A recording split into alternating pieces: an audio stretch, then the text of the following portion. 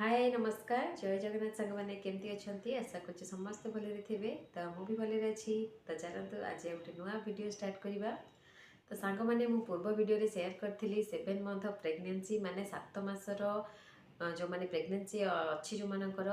तो से टाइम रे मार कौन केमती चेंजेस हुए छुआर कौन केमती चेंजेस होता है केते ओजन थाए छुआ केते लेंथ रे थाए मार कौन कौन ए टाइम रे जगी रखी चलिया कथा ये सब डिस्कशन करी। तो जो मैंने देखी ना प्लीज जाए मो पूर्व वीडियो विजिट करंतु देखि जानि परिबे। तो आज आपण गोटे नुआ वीडियो मुझे आसी अलग टाइप वीडियो आ बहुत ही माने जानिबा जरूरी वीडियोटा आ गोटे नुआ और इम्पोर्टाट वीडियो इम्पोर्टाट माने आपण निजर डेलीवरी डेट केमती जानि परिबे। जड़े जड़े कन्फ्यूजन रे थांती आ डॉक्टर जो डेट दे था डेलीवरी डेट तो तार माने से टाइम रे हुएनी जन जनकर जमीक कि मोर मत डॉक्टर जो डेट देते पूर्वर ही मोर माने मसे पूर्वर मोर होगला डेलीवरी से भाया आप निजे केमती जापर आपण डेलीवरी डेट केते अच्छी डेलीवरी आउ एबे केते मास चली जो मैंने जन जन था ना जापारती तो सेटा आज आपण साथ डिस्कसन करी। तो माँ है पर तो मैंने कौन कि आमर जिते 8 मास 9 मास चली थाए तो आमर गोटे कौन कि गोटे एक्साइटमेंट थाए केबे कौन माने से कौन सिम्पटम्स भी गोटे देखाए डेलीवरी तो केबे कौन डेलीवरी हम केमती कौन हम तो सहीटा जन जड़े ड्यू डेटा जापारती ठीक से तो सहीटा आज आम निजे केमती बाहर करा आज आपको जनइबी। तो सांग मैंने आमर प्रेगनेंसी फास्ट मंथ आम केमती जड़े जड़े जापारती जे यहीटा को फास्ट मंथ कहवा कि जेबठू जानिले सेटा को धरिकी फास्ट मंथ कहवा तो सीटा जड़े जड़े जापारती। चलते प्रथम आम प्रेगनेंसी डेटा केमती हिसाब करा बस डिस्कसन करा डेलीवरी डेट कथा आपन को कह। तो सांग मैंने आमर जब लास्ट पीरियड हुए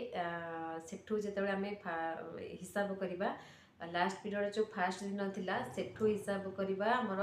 प्रेगनेंसी फास्ट मंथटा से ही स्टार्ट हुए। मनकर आपणकर लास्ट पीरियड प्रथम दिन जोटा थिला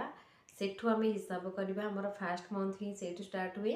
जमती कि मनकर मुझे डेट धरची जनवरी 1 रु आपणकर लास्ट पीरियड फास्ट डे थिला जनवरी 1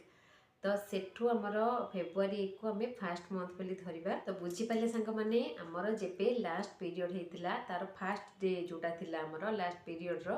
फास्ट डे रु आमर जब पीरियड मिस है तापर आमर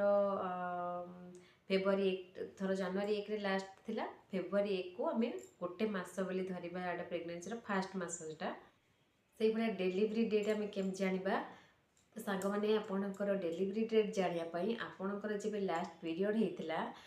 सेबेठारु आप 3 मंथ पछु मैंने माइनस करेंगे 3 मंथ पछकू जमती कि मुझे कहली जनवरी 1 थर लास्ट पीरियड होता आपणकर से भाया जनवरी 1 रु आप लास्ट पछकू 3 मास जातु थर आमर कौन डिसेम्बर 1 नवेम्बर 1 अक्टोबर 1 रु आपण सेठू अक्टोबर 1 रु आपण 7 दिन आड कर दिंतु माने अक्टोबर 1 रु 7 दिन आड करें अक्टोबर 8 तो अक्टोबर 8 ही आपणकर डेलीवरी डेट बोली आप बुझीपारे सांग मैंने मैथमेटिकल वे आपन को बुझाऊँगी जमती कि गोटे ये धरतु आपणकर लास्ट एलएमपी -3 मंथ +7 डेज आड करेंगे यही सूत्रटा धरतु युवाक ही आपणकर कैलकुलेट करके जापर आपणकर ड्यू डेट के मान डेलीवरी डेटा के आप निजे भी जापर एमती तो डॉक्टर आपको देते डेट किंतु आपण निजे हिसाब कर देखो डॉक्टर डेट अनुसार आपणकर मैच हो कि नहीं। तो आशा कर छोटिया भिडियोटी आपको निहाती भल लगी मोर जो डेलीवरी डेट देते डॉक्टर तार बहुत दिन पूर्व मोर होगला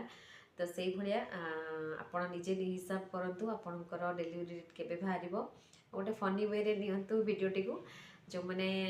इंटरेस्टेड अच्छा निहाती ट्राए करके देखिपारे। तो चलतु आज ये छोटिया वीडियोटी जब वीडियोटी भल लगी निहाती वीडियोटी को लाइक करेंगे शेयर करेंगे आउ जो मैंने चैनल नुआ अच्छा प्लीज चैनल को सब्सक्राइब करदे। रहुची बाय जय जगन्नाथ।